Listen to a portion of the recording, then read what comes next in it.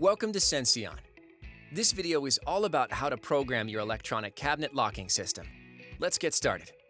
To turn the sound on or off for standard access, tap an administrator card 10 times.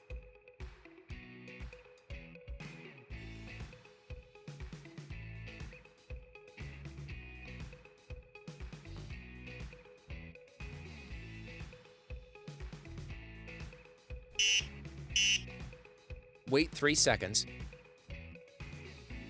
and the sound mode will change automatically. 1 beep means the beeper is off, while 2 indicates that the beeper is on. Note, with the sound option turned off, your reader will still beep in programming mode. Have any additional questions about programming your electronic cabinet locking system from Senseon? Contact our support team directly